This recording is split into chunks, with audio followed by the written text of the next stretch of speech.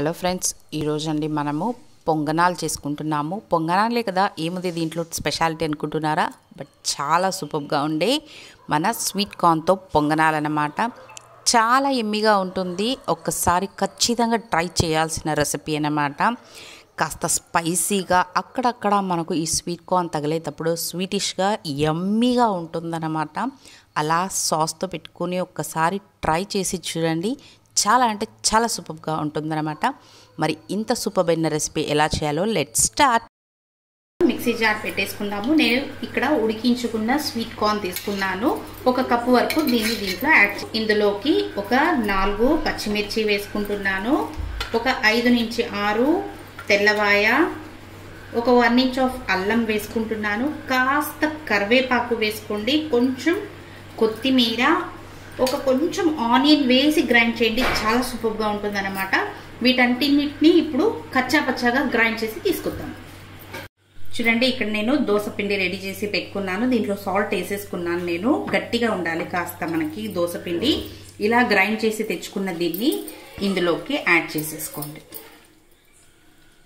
ఇలా గ్రైండ్ చేసుకున్న దీంట్లోకి ఒక చిన్న సైజ్ ఆనియన్ ని కట్ చేసుకున్నాను. దాన్ని దీంట్లో యాడ్ చేసేసుకుందాము.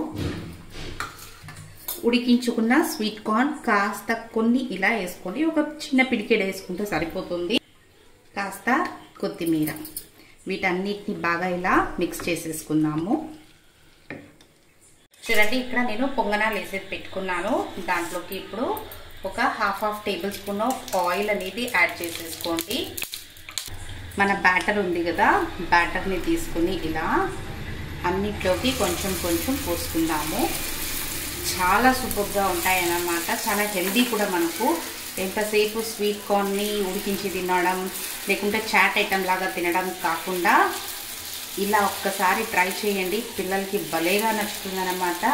పెద్దవాళ్ళు కూడా బాగా ఇష్టపడి తింటారు దీన్ని. అన్నిట్లోకి ఇలా వేసేసుకోవాలి.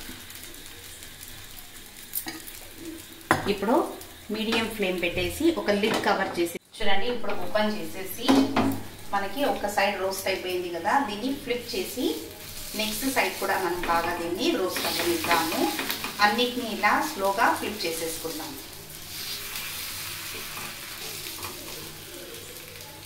మళ్ళీ లిడ్ కవర్ చేసేసి ఒక 2 మినిట్స్ వరకు దీన్ని ఇలా కుక్ అవ్వనిద్దాం. చూడండి, ఇప్పుడు 2 మినిట్స్ అయింది. ఓపెన్ చేస్తున్నాను.